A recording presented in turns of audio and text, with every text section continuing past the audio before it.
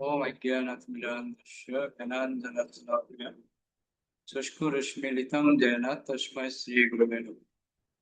नमो ओम विष्णुपदाय कृष्णपृष्ठाय भूतले श्रीमते जयपताकास्वामिनाथाय। नमो आचार्यपदाय निताय कृपपदाय गौरकथा नमोदाय नमः। नमो ओम विष्णुपदाय कृष्णपृष्ठाय भूतले श्रीमते भक्तिवेदान्त स्वामिनाथाय। नमस्ते सरस्वती देवी गौरवाणी प्रचारिणे निर्विशेष शून्यवादी पाश्चात्य देशतार गुरुवे गौरचंद्राय राधिकाय तदालय कृष्णाय कृष्ण भक्ताय तद्भक्ताय हरे कृष्ण।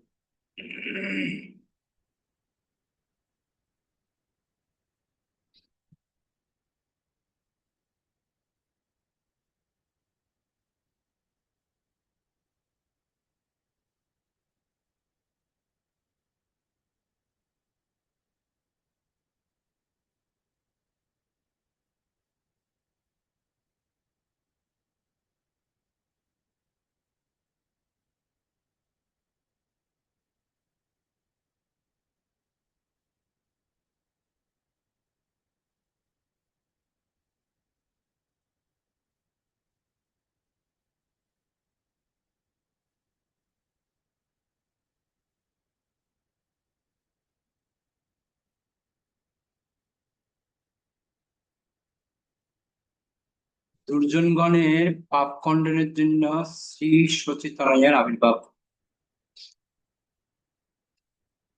আজ আমাদের পরম সৌভাগ্য যে শ্রী চৈতন্য মহাপ্রভুর আবির্ভাব তিথি উদযাপন উপলক্ষে আমরা সকলে সমবেত হয়েছে। শ্রী চৈতন্য মহাপ্রভুর পুণ্য পবিত্র ধাম শ্রী মায়াপুর ধামে আমরা মিলিত হতে পেরেছি। এই আমাদের বিশেষ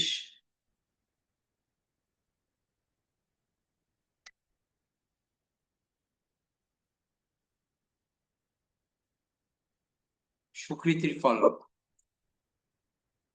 এই শ্রী মায়াপুর ধামে শ্রী চৈতন্য মহাপ্রভু, যিনি স্বয়ং শ্রীকৃষ্ণ থেকে অভিন্ন, যিনি শ্রীকৃষ্ণ ও শ্রী রাধিকার মিলিত তলা থেকে ভিন্ন নন, তিনি আবির্ভূত হয়েছিলেন শ্রীমতী সচিমাতার পুত্র সন্তান। এই উপলক্ষে আমি শুধু একটি মহাজন বাক্য পড়ে শোনাতে চাই। এটির তদানীন স্থান সর্বশ্রেষ্ঠ পণ্ডিত ছিল সার্বভৌম ভট্টাচার্য রচনা করেছিলেন। তিনি ছিলেন সর্বশ্রেষ্ঠ বৈদান্তিক পণ্ডিত। তাকে সেই যুগের বেদান্ত দর্শনের সর্বোত্তম ভাষ্যকার রূপে বিবেচনা করা হতো। আর তাছাড়া তিনি ছিলেন একজন এক বিশিষ্ট কবি। শ্রী চৈতন্য মহাপ্রভু এবং তার পার্শ্বদবর্গের মহিমা কীর্তনমূলক বহু ভক্তিগীতি তিনি রচনা করেছিলেন। তার সেই সচিতনয়াষ্টকম বা শ্রী সচি সুতাষ্টকম ছিল এই ধরনের ভাব সমন্বিত।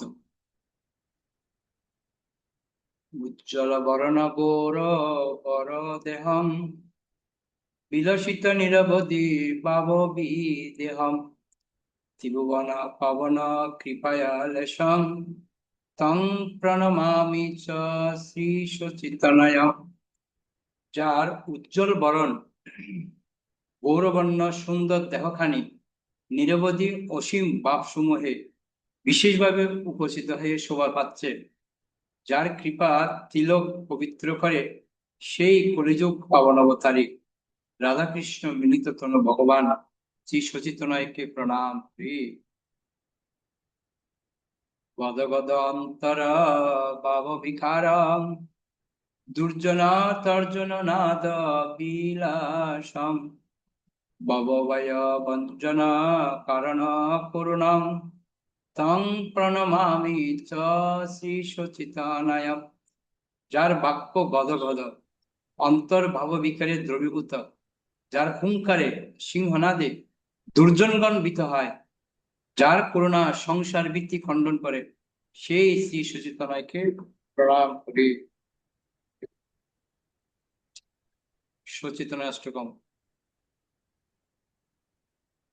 গুরুনাম বরদরা চারুক কপলাম ইন্দু বিনিন্দিত নপচায় রুচিরাম জল্পিতা নিজ গুণ নাম বিনোদাম ত্রাং প্রণমামি চ শ্রীশচিতালয়ম। বলা হচ্ছে যার পরিধানে অরুণ বসন, যার সুন্দর গণ্ডদেশ ও নখকান্তি চন্দ্রকে নিন্দা করে, যিনি নিজে শ্রী শ্রী রাধাকৃষ্ণের নাম, গুণ ও লীলা কীর্তন করেন অথবা নিজ নাম গুণকীর্তনে উল্লসিত হন, সেই শ্রী সচিতনয়কে প্রণাম করি। তো সচিতনয় অর্থাৎ মহাপ্রভুর গুণমহিমা বর্ণনা করা হচ্ছে। বিগলিত নয়ন কমল জলধারাম ভূষণ নবরস পাব বিকারম অতি অতি মন্তর নিত্য বিলাসং তং প্রণমামি চ শ্রী সচিতনয়ম। বলা হচ্ছে যার নয়ন পদ্ম থেকে জলধারা বিগলিত হচ্ছে, নবনব অপাকৃত রসাস্বাদ জনিত ভাব বিকার সমূহ যার ভূষণ, যার গমন অতি ধীর, যার নিত্য বিচিত্র, সেই শীর্ষ চেতনায় আমি প্রণাম করি। চঞ্চল চারু চরণ গতিরুচিরা মঞ্জিরা রঞ্জিত পদা যুগ মধুরম চন্দ্র বিনিন্দিত শীতল বদনাম তং প্রণমামি চ শ্রী সচিতনয়ম। যার চঞ্চল পদের গমন ভঙ্গি মনোহর, মঞ্জির মুকুর যার পদদয়ের মাধুর্য শোভা সম্পাদন করছে, যার বদন চন্দ্রবাক্য শীতল, সেই সচিতনয়কে প্রণাম করি। তো মহাপুরুষ শরীরের অঙ্গ প্রত্যঙ্গের বিভিন্ন বিষয়গুলি ব্যাখ্যা করছেন। দ্বিতকটি ডোরা কমণ্ডল দণ্ডা দিব্য কলেবরা মণ্ডিতা মণ্ডম দুর্জনা কলমশ খণ্ডন দণ্ডম তং প্রণমামি চ শ্রী সচিতনয়ম। বলা হচ্ছে কোটি দেশে ডোর কপিন বহির্বাস,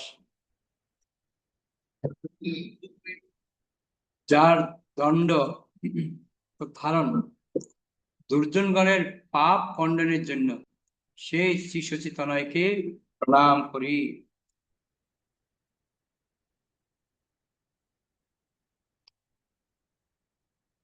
ভূষণ বুরজ লোকাবলিতম কম্পিত বিম্ব দরবর রুচিরম মলয়জ বিরচিত উজ্জ্বল তিলকম তং প্রণমামি চ শ্রী সচিতনয়ম।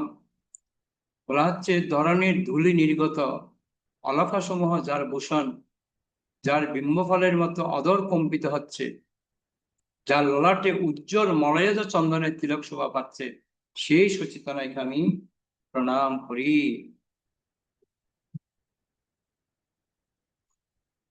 নিন্দিত অরুণ কমল দল লোচনম আজানুলম্বিত শ্রীভুজ যুগলম কলেবর কৈশোর নর্তক বেশং তং প্রণমামি চ শ্রী সচিতনয়ম।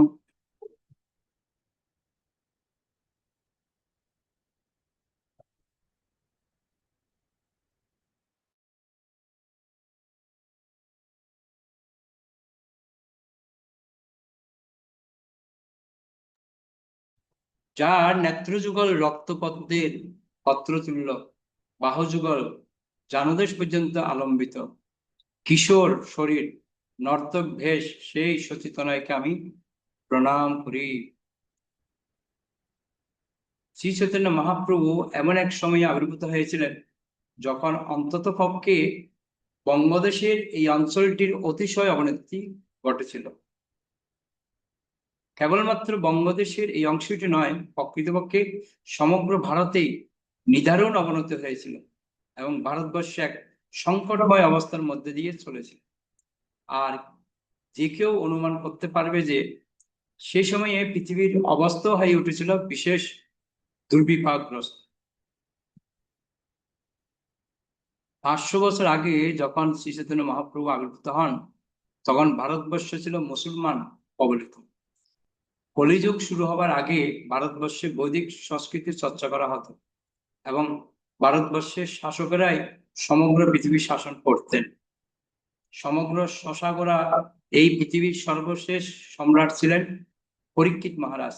আমরা সবাই জানি এই যে ভারতবর্ষ আগে আমাদের বিভিন্ন রাজারা বিশেষ করে বৈদিক সংস্কৃতির উপর নির্ভর করে পৃথিবী শাসন করা হতো। তার মধ্যে ছিলেন পরীক্ষিত মহারাজ অন্যতম। আর পরীক্ষিত মহারাজের শাসনকাল থেকেই কলিযুগের সূচনা এবং অবনতি শুরু হয়, অধর্মের ব্যাপকতা শুরু হয় এবং ধর্ম লোপ পেতে থাকে। তো পরীক্ষিত মহারাজের পর থেকে আস্তে আস্তে আস্তে আস্তে ধর্ম লোপ পাচ্ছে। অল্প দিনের মধ্যেই বৈদিক সংস্কৃতি বিলুপ্ত হয়, অথচ সেই বৈদিক সংস্কৃতি যা পূর্বে ধর্ম প্রতিষ্ঠা করেছিল সমগ্র পৃথিবীতে, তা আসরিক প্রভাবে লোপ পেতে থাকে। প্রকৃতপক্ষে ধর্মের বিলুপ্তি ঘটেছিল ব্রাহ্মণ বংশজাত আসরিক মানুষদের অত্যাচারে এবং কলিযুগের বিশৃঙ্খলার সুযোগ। ব্রাহ্মণ বংশজাত ওই সমস্ত আসরিক মানুষগুলি ব্রাহ্মণ ধর্ম ও সংস্কৃতিকে বস্তুত ধ্বংস করে ফেলে। এই অপকর্মটি তারা করেছিল কলির প্ররোচনায়, যাতে কলির অনুপ্রবেশ সহজসাধ্য হয় এবং অধর্মের কায়েম হয়। তারই ফলে ভারতবর্ষ কেবল যে সমগ্র পৃথিবীর আধিপত্য থেকে বঞ্চিত হয়ে পড়ে তা নয়, ভারতবর্ষ ক্রমে বৈদিক সংস্কৃতি বিরোধী মুসলমানদেরও নিয়ন্ত্রণাধীন হয়ে পড়েছিল। বাস্তবিক হয়ে মুসলমানেরা সুনির্দিষ্টভাবে প্রতিজ্ঞা করেছিল যে তারা ভারতবর্ষের বৈদিক সংস্কৃতির একেবারে বিপরীত ধর্মী কার্যকলাপে প্রবৃত্ত হয়ে ওই সংস্কৃতির ঐতিহ্য ধ্বংস করে দেবে। বুঝতে পারছেন? এই সম্পর্কে একটি দৃষ্টান্ত হচ্ছে, বৈদিক সংস্কৃতিতে ক্ষত্রিয়েরা গোপ রাখত, আর এই বৈদিক ধারা বিরোধিতা করবার উদ্দেশ্যে মুসলমানেরা তাদের গোপ ফেলে দিয়ে দাঁড়িয়ে রাখতে শুরু করেছে। বুঝতে পারছেন?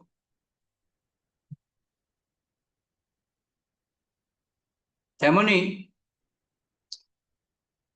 বৈদিক সংস্কৃতির অনুযায়ী গাভীকে অতি পবিত্র প্রাণী রূপে গণ্য করা হয়ে থাকে, আর মুসলমানেরা সেই গাভীকে হত্যা করে বৈদিক সংস্কৃতির উপরে আঘাত হানতে শুরু করেছিল। প্রকৃতপক্ষে মুসলমানদের পবিত্র ধর্মগ্রন্থ কোরআনের মধ্যে কোথাও উল্লেখ করা নেই যে মুসলমানদের গাভী হত্যা করে জীবন ধারণ করতে হবে, বরং কোরআন গ্রন্থে গাভীকেই মর্যাদা দেওয়া হয়েছে। আর তাছাড়া গাভী হত্যার কোনো প্রশ্নই মুসলমানদের সংস্কৃতিতে উত্থাপনের অবকাশ ছিল না, কারণ মুসলমানদের আদি উৎপত্তি স্থান মধ্যপ্রাচ্যের মরু অঞ্চলে গাভী বলে কোনো প্রাণী ছিল না। এটা একদম সত্যি কথা। ওদের মধ্যে কোনো গাভী ছিল না। যদিও বা সেখানে কারো কাছে একটি গাভী থাকতো, তবে তাকে লাখপতি ধনী বলে গণ্যমান্য করা হতো। তার মানে বুঝতে পারছেন? সর্বরূপ আমাদের করুন। হরে কৃষ্ণ প্রভু প্রণাম। কিন্তু সে মুসলমানেরা যখন ভারতবর্ষে এলো, তারা বৈদিক সংস্কৃতিতে নষ্ট করে ফেলার মতলবে এমন একটা নীতি নির্ধারণ করলো যা বৈদিক সভ্যতার সম্পূর্ণ বিরোধী। ব্রাহ্মণেরা মাথার সামনে চুলের ঝুঁটি রাখতে শুরু করেছিল। তাই লক্ষ্য করা গেছে তারা বৈদিক সংস্কৃতির সম্পূর্ণ বিরুদ্ধাচরণ করবার মনোবৃত্তি নিয়ে এদেশে সবকিছু করতে শুরু করে। এই কারণে মুসলমানেরা নির্বিচারে ব্রাহ্মণ হত্যা করে দারুণ মজা পেত। এবং এমন একটা সময় এসেছিল যখন এইভাবে সারা ভারতবর্ষ মুসলমানদের প্রধানত হয়ে পড়ে, এবং তখনই শ্রী চৈতন্য মহাপ্রভু অবতীর্ণ হন। সেই সমস্ত হিন্দুরা, অর্থাৎ বৈদিক সংস্কৃতির ধারক ও বাহকেরা মুসলমানদের অত্যাচারে পর্যদস্ত হয়ে পড়েছিল। তখন শ্রী চৈতন্য মহাপ্রভুর আগমন হয় এবং তার আগমনের সময়ে বঙ্গদেশ ছিল মুসলমান শাসনাধীন। এইভাবে অতি সংকটকালে, অতি কঠিন সময়ে শ্রী চৈতন্য মহাপ্রভু আবির্ভূত হয়ে প্রকৃতপক্ষে আমাদের দেখিয়েছিলেন যে তিনি যে পথ অনুসরণ করতে শিক্ষা দিয়েছেন, আমরা নির্ভয়ে সেই পথ অনুসরণ করে ভগবানের বাণী প্রচার করে চললে কোনো বিষয়ে চিন্তিত হবার কোনো কারণ নেই। আমাদের জীবদ্দশাতেই আমরা তার প্রমাণ দেখতে পেয়েছি। আমাদের অভিজ্ঞতা হয়েছে ইতিমধ্যে কয়েক বছর আগেও আমাদের কৃষ্ণ ভাবনামৃত আন্দোলনের ভক্তরা কিভাবে রাশিয়াতে নির্যাতিত হয়েছেন, কিন্তু দেখেছি ভক্তরা নানাভাবে অত্যাচারিত হলেও হতদম হননি। তারা কৃষ্ণ কথা প্রচার তারা কৃষ্ণ কথা প্রচার চালিয়ে গেছেন, কারণ শ্রী চৈতন্য মহাপ্রভু তাদের অনুপ্রেরণা দিয়েছেন তাদের অন্তর থেকে।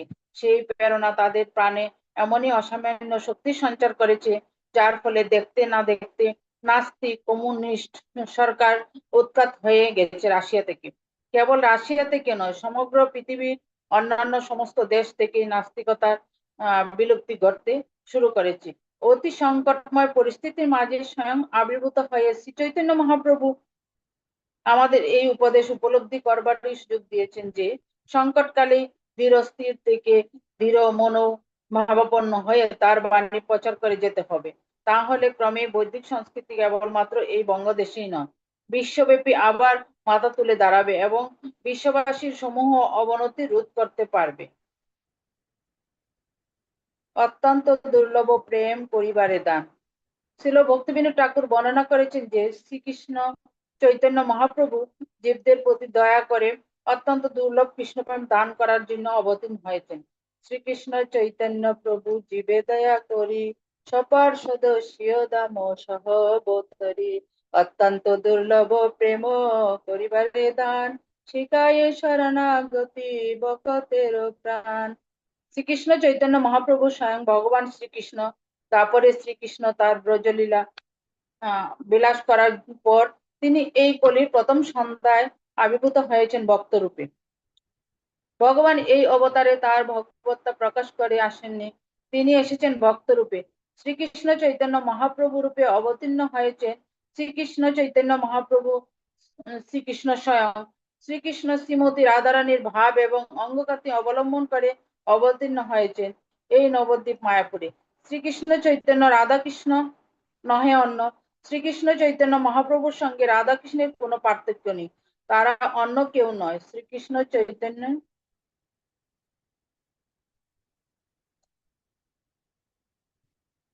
শ্রীকৃষ্ণ চৈতন্যই হচ্ছেন রাধা কৃষ্ণের মিলিত তনু। রাধা এবং কৃষ্ণ যখন একত্রীভূত হয় তখন তিনি শ্রীকৃষ্ণ চৈতন্য মহাপ্রভু। শ্যাম সুন্দর শ্রীকৃষ্ণ যখন রাধারানীর অঙ্গকান্তি এবং ভাব অবলম্বন করে, শ্রীমতী রাধারানীর অঙ্গকান্তি হচ্ছে তপ্ত কাঞ্চনের মতো, কাঁচা সোনার মতো, এবং শ্রীমতী রাধারানীর অন্তরের ভাব হলো ভক্তির মহাভাব।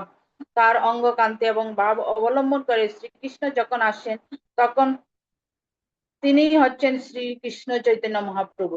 শ্রীকৃষ্ণ এবং শ্রী চৈতন্য মহাপ্রভুর মধ্যে কোনো পার্থক্য নেই, ঠিক তেমনি শ্রীকৃষ্ণের ধাম বৃন্দাবন এবং এই মায়াপুরের মধ্যে কোনো পার্থক্য নেই। বৃন্দাবন হচ্ছে এই জড় জগতের ঊর্ধ্বে চিন্ময় জগৎ, সেই চিন্ময় জগতের সর্বোচ্চ স্থান। এই জড় এবং চিন্ময় জগতের যে ভূগোল জিওগ্রাফি বা তার বর্ণনা করে বলা হচ্ছে এই জড় জগতের ঊর্ধ্বে হচ্ছে বিরজা অর্থাৎ কারণ সমুদ্র। এই ব্রহ্মাণ্ড ভেদ করে যদি আমরা যাই তবে কারণ সমুদ্র দেখতে পাবো। সেই কারণ সমুদ্রের ঊর্ধ্বে ব্রহ্মজ্যোতি। এভাবে সেই ব্রহ্মজ্যোতিতে অসংখ্য বৈকুণ্ঠ লোক রয়েছে, চিন্ময় জগতে অসংখ্য বৈকুণ্ঠ লোক রয়েছে। সেই বৈকুণ্ঠের সর্বোচ্চ স্থান ও সর্বোচ্চ স্তর হচ্ছে গোলক বৃন্দাবন। সেই গোলকের একদিক হচ্ছে বৃন্দাবন এবং অপর দিক হচ্ছে নবদ্বীপ। গোলকের একটি প্রকোষ্ঠ বৃন্দাবন,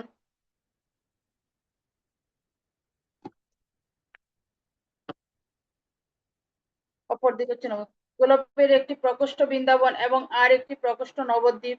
শ্রীকৃষ্ণ বৃন্দাবনে যে লীলা বিলাস করেছেন তারই প্রতিরূপ এই নবদ্বীপ। বৃন্দাবনে শ্রীকৃষ্ণ ব্রজ গোপিকাদের সঙ্গে রাসলীলা বিলাস করছেন তার পার্শ্বদের সঙ্গে, আর সেই কৃষ্ণ শ্রী চৈতন্য মহাপ্রভু রূপে তার পার্শ্বদের সঙ্গে সংকীর্তন লীলা বিলাস করছেন। তিনি বৃন্দাবনে যে কৃষ্ণ প্রেম আস্বাদন করছেন, নবদ্বীপে তিনি সেই প্রেম বিতরণ করছেন। পার্থক্য কেবল একই লীলার দুটি দিক। এক লীলায় শ্রীকৃষ্ণ প্রেম আস্বাদন করছেন আর অন্য লীলায় সেই প্রেম বিতরণ করছেন শ্রীকৃষ্ণ চৈতন্য মহাপ্রভু রূপে। তিনি মাধুর্য লীলায় কৃষ্ণ প্রেম বা কৃষ্ণ প্রেম ভক্তি আস্বাদন করছেন এবং নবদ্বীপে উদার্য লীলা অত্যন্ত উদারভাবে তিনি সেই প্রেম ও ভক্তি বিতরণ করছেন। বৃন্দাবনে শ্রীকৃষ্ণের যে লীলা সেটি সর্বোত্তম বা সর্বশ্রেষ্ঠ। জয় জয় জলরস সর্বরস পরকীয়া ভাবে যাহা ব্রজেতে প্রচার। রস হচ্ছে আনন্দ আস্বাদনের বা সম্পর্ক স্থাপনের ভিত্তি। যে বস্তুটির দ্বারা ভাবের বিনিময় হয় বা সম্পর্ক স্থাপন হয় সেটি হচ্ছে রস। এখন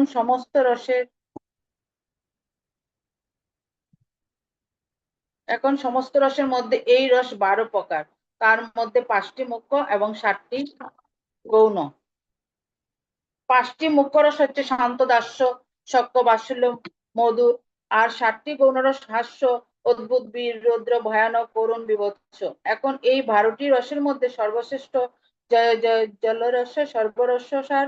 সমস্ত রসের যে সারাতি সার সেইটি ব্রজে পরকীয়া ভাবে যাহা ব্রজেতে প্রচার। সেই বৃন্দাবনে শ্রীকৃষ্ণের যে লীলা তা মাধুর্য উজ্জ্বল রসের প্রকাশ। এখন সেই ব্রজের সম্পর্কটি শ্রীকৃষ্ণ চৈতন্য মহাপ্রভু রূপে নবদ্বীপে তা বিতরণ করছেন ঔদার্য রসে।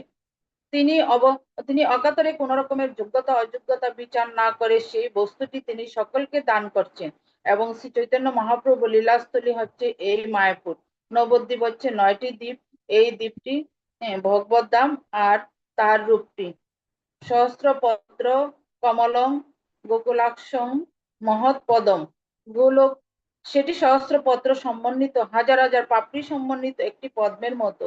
এই পদ্মের মাঝখানে রয়েছে একটি পুরক। পুরকের চারপাশে প্রথম পংক্তিতে রয়েছে 8টি পাপড়ি বা পত্র। সেই পুরকটি হচ্ছে এই অন্তদ্বীপ বা মায়াপুর। আর তার চারপাশে 8টি পাপড়ি হচ্ছে 8টি দ্বীপ। সীমন্ত দ্বীপ, গৌদ্রম দ্বীপ, মৌদ্রম দ্বীপ, জন্মদ্বীপ, কুলদ্বীপ, ঋতুদ্বীপ ও রুদ্রদ্বীপ। এই অন্তদ্বীপের ঠিক মাঝখানে রয়েছে যোগপীঠ। সেই যোগপীঠে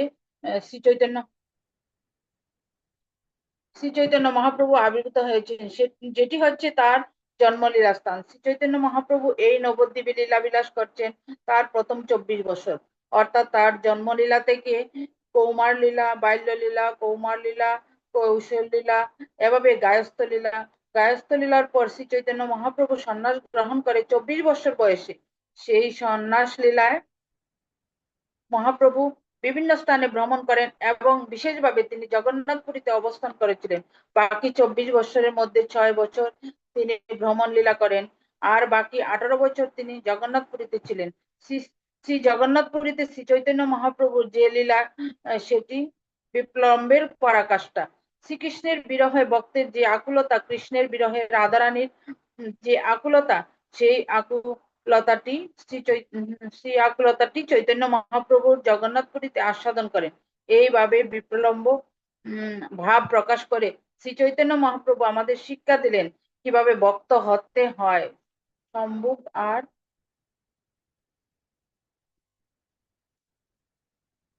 বিপ্রলম্ব প্রেমের সম্পর্ক। মহাপ্রভু দেখিয়ে গেলেন। ওকে ওকে, শনিমেলা মাতাজি পড়ুন।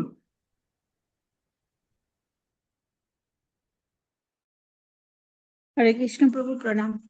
মহাপ্রভু দেখিয়ে গেলেন বিপ্রলম্ব হচ্ছে ভগবত ভক্তির আস্বাদনের সর্বশ্রেষ্ঠ স্তর, এবং সেই বিপ্রলম্ব ভাব অবলম্বন করে বা সেই বিরহে আকুল হয়ে ভগবানের প্রতি ভক্তি শ্রী চৈতন্য মহাপ্রভু প্রদর্শন করে গেছেন। সেই বস্তুটি ছিল প্রভুপাদ সারা পৃথিবী জুড়ে বিতরণ করে গেছেন। আপাত দৃষ্টিতে যদিও ইস্কনের উদ্দেশ্য হচ্ছে কৃষ্ণ ভক্তি প্রচার করা, কিন্তু সেই প্রচার কার্য সাধনের সময় এককালে কৃষ্ণের কৃপায় শুদ্ধ ভক্তির প্রকাশ হৃদয়ে ভাব, এবং সেটি হচ্ছে জীবনের চরম লক্ষ্য। সুতরাং যারা এই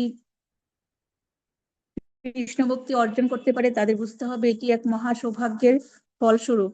অত্যন্ত অমূল্য কোনো সম্পদ লাভ করলে যেমন আমরা নিজেদের অত্যন্ত ভাগ্যবান বলে মনে করি, এই ব্যাপারেও আমাদের অত্যন্ত ভাগ্যবান বলে মনে করতে হবে যে কি এক চরম সৌভাগ্যের ফলে আজ এমন একটি দুর্লভ বস্তু লাভ করতে পেরেছি।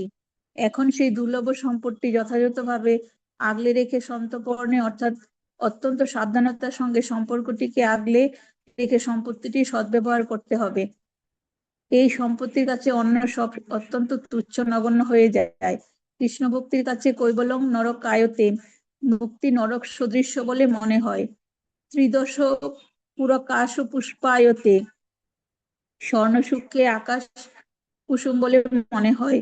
দুর্দান্ত ইন্দ্রিয় কালো সর্প পটলি প্রখ্যাত দ্রংষ্টায়তে অদম্য দুর্দমনীয় এই সমস্ত ইন্দ্রিয়গুলি যাকে কিছুতেই বশ করা যায় না, যে ইন্দ্রিয় সুখ ভোগের জন্য সর্বদা লালায়িত হয়ে কত রকমের অকার্য কুকার্য করা হয়ে থাকে, কিন্তু শ্রী চৈতন্য মহাপ্রভুর কৃপায় যখন এই কৃষ্ণ ভক্তি লাভ হয় তখন সেই ইন্দ্রিয়গুলি দাঁত ভাঙা সর্পের মতো মনে হয়। প্রখ্যাত দ্রষ্টায়তে বিষধর সাপের দাঁতগুলি যদি ভেঙে দেওয়া হয় তখন কি আর ভয় থাকে, ঠিক তেমন শ্রী চৈতন্য মহাপ্রভুর কৃপায় যখন কৃষ্ণ ভক্তি লাভ হয় ইন্দ্রিয়গুলি প্রকৃষ্ট রূপে উৎখাত দন্ত সাপের মতো হয়ে যায়। সেগুলো তখন ক্ষতি করা ক্ষতি করতে পারে না। ইন্দ্রিয়গুলি কার্যকলাপ থাকে কিন্তু তা থেকে কোনো রকমের ভয়ের কিছু থাকে না। এমনই এক অপূর্ব সুন্দর সম্পদ হচ্ছে কৃষ্ণ ভক্তি, যা শ্রী চৈতন্য মহাপ্রভুর কৃপায় আজকে আমরা লাভ করতে পেরেছি। এখন এই সম্পদটিকে আমাদের যথাযথভাবে সদ্ব্যবহার করতে হবে। নিজে গ্রহণ করাটা যথেষ্ট হবে না, নিজে গ্রহণ করে সেটি অন্যদের কাছে বিতরণ করতে হবে। এই কাজটি মহাপ্রভু স্বয়ং দিয়ে গেছেন, এই দায়িত্বভার। মহাপ্রভু বলেছেন, যারে দেখো তারে কহ কৃষ্ণ উপদেশ।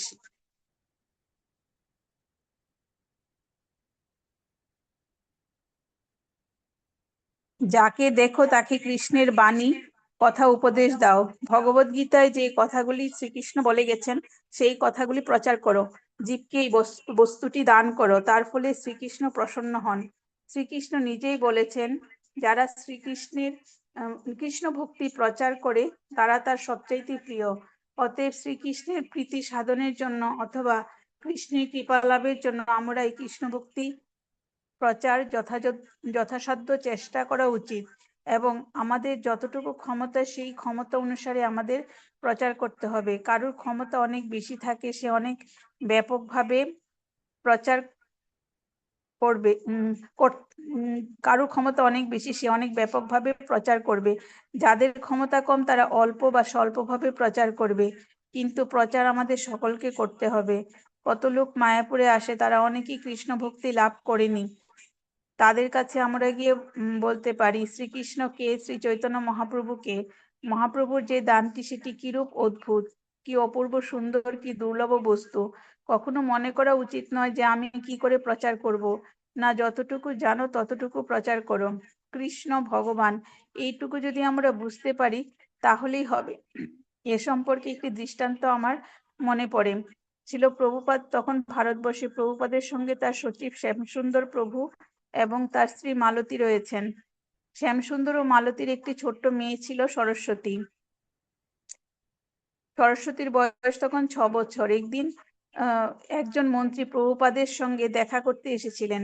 যখন প্রভুপাদের সঙ্গে কথা বলার জন্য অপেক্ষা করছিল, তখন সরস্বতী গিয়ে মন্ত্রীর সঙ্গে কথা বলতে শুরু করলো। সরস্বতী তাকে জিজ্ঞেস করে, তুমি জানো কৃষ্ণকে? সেই মন্ত্রী বলে, জানি না। সরস্বতী বলে, ও তুমি জানো না কৃষ্ণকে? কৃষ্ণ ভগবান। প্রভুপাদ যখন এই কথাটি শুনলেন তখন তিনি খুব প্রসন্ন হন। তিনি বললেন, দেখো, কৃষ্ণ ভাবনামৃতের পটটি এমনই, যতটুকু আমরা জানি ততটুকুই বলতে হয়। অত্যন্ত এটা আমরা জানি যে কৃষ্ণ ভগবান, এই বিশ্বাসটুকু যদি আমাদের হয়ে থাকে, এটা আমাদের সারা জগতের কাছে প্রচার করতে পারি। একলা ঈশ্বরী কৃষ্ণ আর সব বৃত্ত। অথচ আমরা যখন এই পৃথিবীর সর্বত্র দেখি তখন কি দেখি? তারা কি নিজেকে কৃষ্ণের বৃত্ত বলে মনে করছে? তারা সকলে মনে করছে তারা সকলেই প্রভু। আর কৃষ্ণকে তারা মনে করে কৃষ্ণ এক ঐতিহাসিক ব্যক্তি। অতএব ভেবে দেখো কত বড় একটা কাজ পড়ে আছে। এখন এই কাজগুলি কে করবে? তাই আমাদের প্রচার করতে হবে।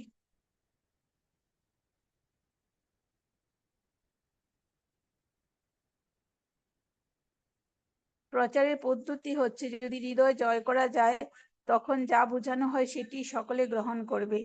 তাই সর্বাগ্রে আমাদের চেষ্টা করতে হবে হৃদয় জয় করা। প্রচার মানে হচ্ছে সেই দুর্লভ বস্তুটি তাদের দান করা। মানুষ কতভাবে দুঃখ কষ্ট ভোগ করছে, কিন্তু এই দুর্লভ বস্তুটি লাভ করলে তাদের সমস্ত দুঃখ কষ্টের নিরসন হবে। তাই কৃষ্ণ ভক্তি প্রচারের এত প্রয়োজন। অনেক হরে ধন্যবাদ। কৃষ্ণ প্রভু প্রণাম।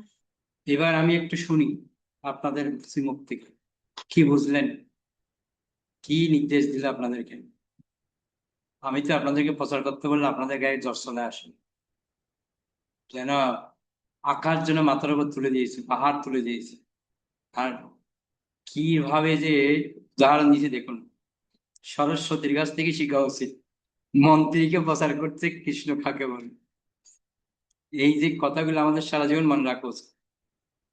বলছি প্রচার মানে কি তুমি যা জানো তাই বলো, এমন না যে ইতিহাস তোমাকে বলতে হবে, ভাগবত পুরো শোনাতে হবে, সেটা তো নয়। যা জানেন তাই বলবেন। ওকে, আপনারা কেউ কিছু শেয়ার করতে চান? কোনো পয়েন্ট ভালো লেগেছে? সর্বরূপা মাতাজি বলুন। হরে কৃষ্ণ প্রভু প্রণাম।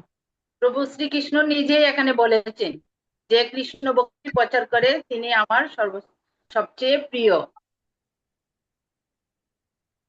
তো ওই জন্য আমাদেরকে তাই আমাদের প্রচার করতে হবে, আমরা যা জানি তাই আমাদের প্রচার করতে, অন্যদের জ্ঞান দান করতে হবে, তাইলে তারা ভগবত ভক্তি এগিয়ে যেতে পারবে এবং ভগবত ধামে ওরা ওকে, যেতে পারবে। অনেক ধন্যবাদ। আর কেউ? হরে কৃষ্ণ প্রভু প্রণাম। বলছি আজকে ভক্তি বিনোদের বিষয়ে একটু প্রবচন শুনছিলাম আমাদের ইসকন থেকেই। তো বলছে যে ভক্তি বিনোদ ঠাকুর মানে কি ভালোবাসে, সব থেকে যেটা ভালোবাসে সেটাই তোমাদের উচিত, সেটা চয়েস করা। তো ভক্তি বিনোদ ঠাকুর এটাই বলতো যে মানে যে কৃষ্ণ ভক্তি, যে কৃষ্ণ মহামন্ত্র জপ করে, যে কৃষ্ণকে ভালোবাসে সেটাই ভালোবাসে। তো আমাদেরকে সেটাই ভক্তি বিনোদ ঠাকুর বলছে যে মানে মহামন্ত্র জপ করে যাও, কৃষ্ণ নাম করে যাও, তাহলেই তুমি আমার প্রিয় হবে। এই প্রবচনটা আমি খুব সুন্দর, আজ খুব ভালো লেগেছে। ভক্তি বিনোদ ঠাকুরের বিষয়ে অনেকগুলো শুনেছি। 2 বছরে নাকি অনেক শ্লোক মানে কবিতার মতো কথা বলতো। আর 6 বছরের সময় নাকি মহাভারত এগুলো নাকি একদম মুখস্থ ছিল। এগুলো শুনছিলাম প্রভু, ভালো লাগছিল। আমি একজন গৃহস্থ হয়ে কিভাবে কৃষ্ণ ভাবনামৃত প্রচার করেছে সে চিন্তা করুন। আমরা কি করছি, এটা হচ্ছে ডিফারেন্স। তো যেটা আমাদেরকে বারবার গুরুবর্গরা পরামর্শ দিচ্ছেন, উপদেশ দিচ্ছেন, আমরা যা জানি তাই প্রচার করবো, আমাদের আহামরি কিছু বলার প্রয়োজন নেই। এটাই আমাদের কাছে প্রার্থনা করছি মহাদেব। ওকে, অনেক ধন্যবাদ সবাইকে অংশগ্রহণ করার জন্য। বৈশ্ব প্রণাম।